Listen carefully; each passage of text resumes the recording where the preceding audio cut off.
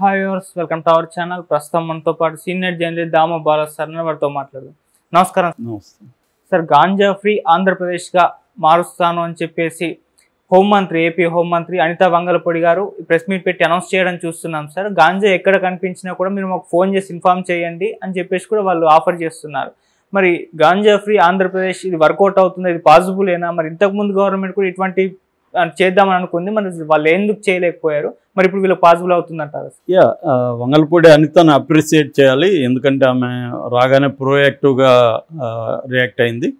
So ఇమ్మీడియట్గా తను సమీక్ష జరపడం, ముఖ్యంగా రాష్ట్రంలో శాంతి భద్రతలు ఎలా ఉన్నాయి, ముఖ్యంగా మహిళా భద్రత పరిస్థితి ఏంటి, తర్వాత అన్నిటికంటే డ్రగ్ క్యాపిటల్గా ఉన్న వైజాగ్ కావచ్చు, ఏఓబి అంటారు. ఏఓబి అంటే ఆంధ్ర ఒరిస్సా బార్డర్. సో ఈ వైజాగ్ అండ్ ఏఓబి ఈ రెండు దాదాపు 11 మండలాల్లో గాంజా దాదాపు 10,000 ఎకరాలకు పైన పండిస్తున్నారు. దాదాపు 250 గ్రామాల్లో గాంజా పండిస్తున్నారు. ఈ గాంజాని కన్నాబిస్ అంటారు. సో ఇది అందుకనే డ్రగ్ క్యాపిటల్ ఆఫ్ ఇండియా అని కూడా దీన్ని పిలుస్తారు. డ్రగ్ అంటే గాంజా క్యాపిటల్ ఆఫ్ ఇండియా అని పిలుస్తారు. నిజానికి గుజరాత్, అహ్మదానగరు, తర్వాత ఇటు కర్ణాటకలో మంగళూరు ఏరియాలంతా కూడా బలంగా ఉంటుంది డ్రగ్ ట్రేడ్ అనేది. సో అట్లాగే అంటే పోర్ట్ టౌన్స్లో ఎక్కువ ఉంటుంది, ఎందుకంటే సీ మార్గాల ద్వారా గాంజా రవాణా అనేది జరుగుతూ ఉంటుంది. అయితే మనకి ఇటు వైజాగ్, ఇటు ఆంధ్ర ఒరిస్సా బార్డర్లో ఎందుకు గాంజా పండిస్తున్నారంటే అక్కడ హిల్లీ ఏరియా అన్నమాట. ట్రైబల్స్ ఉంటారు, వాళ్ళకి పెద్ద లైవ్లీహుడ్స్ ఏమి ఉండవు. సో వాళ్ళు ఏవో చిన్నగా వాటిని పోడు వ్యవసాయం చేస్తుంటారు. స్లాష్ అండ్ బర్న్ మెథడ్ అంటారు దాన్ని. అంటే చెట్లని వాటన్నిటిని కొట్టేసి అవన్నీ తగలబెట్టి క్లీన్ చేసి అక్కడ వీళ్ళేవో రెయిన్ ఫెడ్ అగ్రికల్చర్ ప్రధానంగా ఉంటుంది, ఎందుకంటే ఇరిగేషన్ ఏమి ఉండదు ఆడ. సో ఇటువంటి దీంట్లో ఉన్నప్పుడు వాళ్ళు చిన్న క్యాష్ క్రాప్స్ వేస్తున్నారు. పసుపు, తర్వాత కాఫీ, స్ట్రాబెర్రీలు ఇలాంటివి ఉన్నాయి. బట్ గాంజాలో వాళ్ళకి ఏంటంటే ఎక్కువ ఆదాయం ఉంది. అక్కడ మనకి తెలిసిన దాన్ని బట్టి ఒక ఎకరాకి దాదాపు 2 లక్షలు ఆదాయం ఉంది. పైగా వేరే పంటలు వేస్తే వీళ్ళు దాన్ని తీసుకెళ్ళి ఎక్కడెక్కడ సంతలు అమ్ముకోవడం, ఇంకొకరు ఏజెంట్లకి అమ్ముకోవడం ఇవి చేయాలి. గాంజా అట్ట కాదు, ముందే వ్యాపారులు వచ్చి అడ్వాన్సులు ఇచ్చేస్తున్నారు. అడ్వాన్సులు ఇచ్చి దాని తర్వాత పొలంలోనే వాళ్ళే తీసుకొని వెళ్ళిపోతున్నారు. నువ్వు పండించి దాన్ని కాపాడే వరకు నీ బాధ్యత. అలాగా వాళ్ళకి ఎకరాకి 2 లక్షలు వచ్చేస్తుంది. దానివల్ల వాళ్ళ పిల్లల్ని పక్కనున్న టౌన్లలో చదివించుకోవడం, కొంత మెరుగైన జీవన ప్రమాణాలని వాళ్ళు సాధించుకోవడం, ఇవి గాంజా వల్ల జరుగుతుంది. సరే, గత ప్రభుత్వం పక్కన పెడితే ముందు అసలు అనిత ఏం మాట్లాడింది చూసి దాని తర్వాత నేను మళ్ళీ విషయానికి వస్తా. సో అనిత నిన్న ప్రెస్ మీట్ పెట్టి ఆమె ఏం మాట్లాడిందంటే, గత ప్రభుత్వాన్ని ఎలాగూ ప్రతి మంత్రి చేసే పని, వాళ్ళ శాఖలో గత ప్రభుత్వం ఎంతో నాశనం చేసేసింది ఇవన్నీ చెప్తారు. మనలాంటి వాళ్ళకి వచ్చే డౌట్ ఏముందంటే 2019 లోపల బ్రహ్మాండంగా గాంజా ఫ్రీ స్టేట్ ఏమన్నా చేసేసాడా చంద్రబాబు? గాంజా ఫ్రీ స్టేట్ ఆయన చేసుంటే జగన్ వచ్చి మళ్ళీ గాంజా స్టేట్కి ఏమైనా మార్చుంటే అప్పుడు ఏమేమి మాట్లాడిన దాంట్లో అర్థం ఉంది. చంద్రబాబు పీరియడ్లో కూడా అది క్యాపిటలే, జగన్ పీరియడ్లో కూడా క్యాపిటలే. ఏ క్యాపిటల్? గాంజా క్యాపిటల్. కాబట్టి చంద్రబాబు ఏదో గాంజా ఫ్రీ స్టేట్గా చేసేసి ఈ జగన్ నింపాడని ఇది అబద్ధం. ఓన్లీ ఆంధ్రప్రదేశే కాదు, తెలంగాణలో విపరీతంగా Hyderabad capital of drug capital అనేది వీళ్ళు కూడా ఇక్కడ అదే అంటున్నారు. సో విపరీతంగా ఉంది. ఇంకా బెంగళూరు విపరీతంగా ఉంది, మనం కూడా అక్కడ రేవ్ పార్టీలో చూసాం డ్రగ్స్. ఇంకా గోవా జైలు నుంచి సరఫరా చేస్తున్నారు.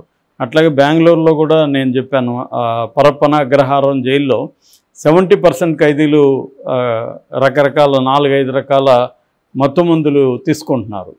సో పావురాల ద్వారా కూడా అక్కడ సరఫరా అవుతుంది అనేది మా ఫ్రెండ్ అక్కడ 3 నెలలు ఖైదీగా ఉన్న అతను చెప్పాడు. అంటే ఇలాగా ప్రతి స్టేట్లో కూడా ఈ ప్రాబ్లం ఉంది. ఇది ఇంటర్నేషనల్ ప్రాబ్లం కూడా, ఎందుకంటే మనకు మయన్మార్తో బార్డర్ ఉన్న నార్త్ ఈస్ట్ స్టేట్స్ ఉన్నాయి కదా, మణిపూర్ ఇట్లాంటి స్టేట్స్, అక్కడంతా కూడా ఇది ఒక పెద్ద మాఫియా ఉంటుంది. అట్లాగే గవర్నమెంట్ వాళ్ళకి బీజేపీ నాయకులు కూడా చాలామంది దీంట్లో ఇన్వాల్వ్ అయినారని చెప్తున్నారు నేషనల్ వైడ్గా. ఈ మనకు ఆ మధ్య కూడా 25,000 కేజీల డ్రగ్స్ దొరికింది అని చెప్పారు. నేను అప్పుడే చెప్పిన ఇదేమీ కాదయ్యా అనేసి. ఇప్పటికి కూడా అదేమీ కాలే. ఈమె కూడా నేను తెప్పించుకుంటా ఫైల్స్ అంటుంది. ఫైల్స్ తెప్పించుకొని ఏం చేస్తారు, అది సిబిఐ చూస్తుంది ఆల్రెడీ. సిబిఐ వీళ్ళకి ఫైల్ ఇచ్చేసి ఎందుకు గమ్మున ఉంటుంది. సో ఇదంతా క్లియర్గా ఏంటంటే కొత్త ప్రభుత్వం వచ్చినప్పుడు గత ప్రభుత్వం ఏమీ చేయలేదని నిందించడం, తాము ప్రభుత్వం మొత్తం చేసేస్తామని చెప్పడం, ఇది ఈ మాటల వరకు ఓకే. సరే, ఆమె ఇంకేమేమి చెప్పిందంటే అసలు ఎలా కంట్రోల్ చేస్తానని చెప్పిందంటే, ఒకటేమో టాస్క్ ఫోర్స్ను ఏర్పాటు చేస్తాం దీనికోసం ప్రత్యేకంగా, తర్వాత టోల్ ఫ్రీ నెంబర్ పెడతాం, ఎవరన్నా ఫోన్ చేసి చెప్పచ్చు అనేది చెప్పింది. కానీ ఆమె మొత్తంగా గాంజా ప్రాబ్లం ఆమెకు అర్థమయ్యి సమగ్రంగా అర్థమైనట్టుగా ఆ మాటల్లో అయితే నాకు కనిపించలేదు. యాక్చువల్గా గత ప్రభుత్వం ఏం చేసిందంటే బేసిక్గా దాదాపు 10,000 ఎకరాల్లో పంటని ధ్వంసం చేసింది గత ప్రభుత్వం. 250 గ్రామాల్లో తగలబెట్టారు వాళ్ళు. తర్వాత మేజర్ ప్రాబ్లం ఏంటంటే ఇందాక నేను చెప్పినట్టుగా క్యాష్ క్రాప్స్తో పాటు గాంజా కూడా వాళ్ళకి క్యాష్ క్రాప్ లాంటిది. చాలామంది ట్రైబల్స్కి, ఇంటీరియర్ ఏరియాలో ఉన్న ట్రైబల్స్కి గాంజా ఇల్లీగల్ అని కూడా తెలియదు. ఎందుకంటే వాళ్ళు హైలీ ఎడ్యుకేషన్ ఉండదు వాళ్ళకి ఎవరికి. సో వాళ్ళు రిమోట్ ఏరియాలో ఉంటారు. సో అలాంటి వాళ్ళకి ఇది కూడా ఇంకొక పంట లాంటిది తప్ప ఇది ఇల్లీగల్ అని, దీన్ని బ్యాన్ చేశారని, దీన్ని పండిస్తే శిక్ష అనే విషయం కూడా చాలామందికి తెలియదని చాలా నేషనల్ న్యూస్ పేపర్స్ రాశాయి. ఎందుకంటే వాళ్ళు దీని మీద ట్రైబల్స్ అంతా కలిసి గ్రౌండ్ రిపోర్టింగ్ చేసిన ఆర్టికల్స్ నేను చూశాను. కొంత టైమ్స్ ఆఫ్ ఇండియాలో కానీ మింట్ అని వాళ్ళు కూడా చేశారు. ఇవన్నీ చూశాను. సో వాళ్ళకి ఏంటంటే ఇదొక క్యాష్ క్రాప్ అనమాట. సో అందువల్ల ఒకటి అవేర్నెస్ క్రియేట్ చేస్తామంటున్నారు. అవేర్నెస్ సరిపోదు, వాళ్ళకి ఆల్టర్నేటివ్ లైవ్లీహుడ్ చూపించాలి. ఇప్పుడు ఎకరాకి ఇది 2 లక్షలు వస్తే దీన్ని పండిస్తున్నారు, ఇంకేదన్నా అలాంటిది వాళ్ళకి వస్తే దీన్ని పండించాల్సిన అవసరం లేదు వాళ్ళకి. కాబట్టి ఒకటి ఆల్టర్నేటివ్ క్రాప్స్ చూపించాలి. ముఖ్యంగా coffee, mango, strawberry, dragon fruit, తర్వాత హార్టికల్చరు, ఇలాంటివి పండించేది. అంటే ఆ ఫారెస్ట్ ఏరియాలో ఏది సాధ్యమవుతుంది, రెయిన్ ఫెడ్ అగ్రికల్చర్లో ఏది బెటర్గా, క్యాష్ క్రాప్స్ అంటారు కదా, ఆ క్యాష్ క్రాప్స్ ఏముంటాయి అవి వాళ్ళకి చేయడం. అట్లాగే వాళ్ళకి ట్రైనింగ్ ఇవ్వాలి.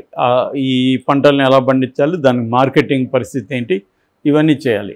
యాక్చువల్గా గతంలో ఏమి ఇప్పుడు టాస్క్ ఫోర్స్ పెడతానంది, కానీ ఆల్రెడీ ఎస్సీబీ అని ఒకటి ఉంది. ఎస్సీబీ అంటే స్పెషల్ ఎన్ఫోర్స్మెంట్ బ్యూరో ఉంది, నార్కోటిక్స్ క్రైమ్ బ్యూరో ఉంది. సో అక్కడ ఇవన్నీ ఉన్నాయి, పనిచేస్తున్నాయి. అట్లాగే ఐటీడీఏ కూడా దీని మీద పనిచేస్తుంది, ఇంటిగ్రేటెడ్ ట్రైబల్ డెవలప్మెంట్ ఏజెన్సీ, అది కూడా దీని మీద పనిచేస్తుంది. గతంలో కూడా డ్రోన్స్ పెట్టి కూడా సర్వేలెన్స్ చేశారు.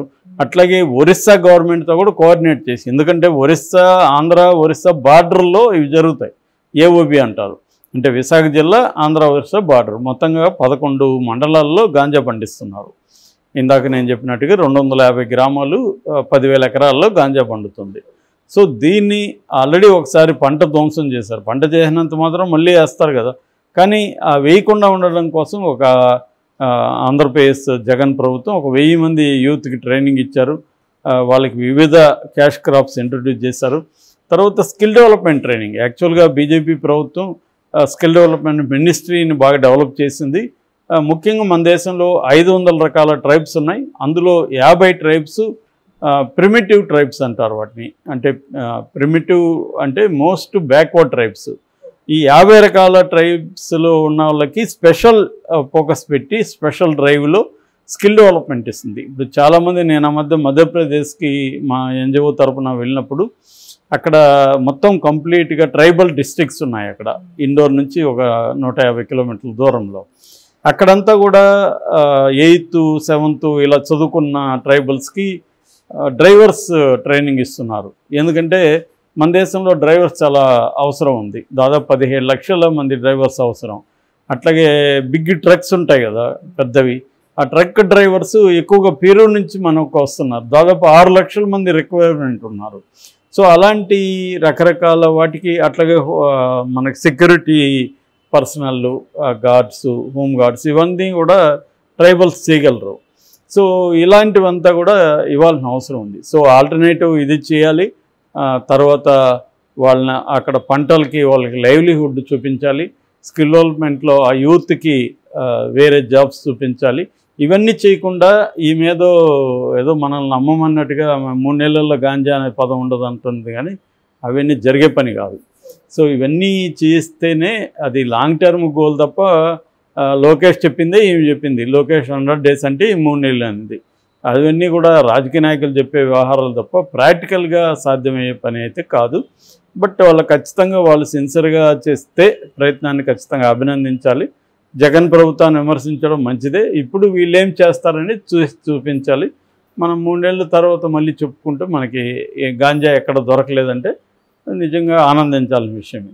కానీ అదంత ఈజీ అయితే కాదు. ఎందుకంటే తమిళనాడు, ఇటు తెలంగాణ, ఇటు ఒరిస్సా, ఇటు కర్ణాటక వీటన్నిటికీ లింక్ అయిందనమాట. స్మగ్లింగ్ జరుగుతుంది ఈ రాష్ట్రాలకు అన్నిటికీ అక్కడి నుంచి. సో అందువల్ల ఇదంతా కూడా దెబ్బ కొట్టాలను. ఇదంతా దెబ్బ కొట్టకుండా అక్కడ మాత్రమే పంటల్ని పండినంటే కష్టమవుతుంది. పంటలు పండికుండా వాళ్ళని క్రిమినల్స్ని చేసి ట్రైబల్స్ని తీసుకొచ్చి జైళ్ళల్లో పెడితే సమస్య పరిష్కారం కాదు.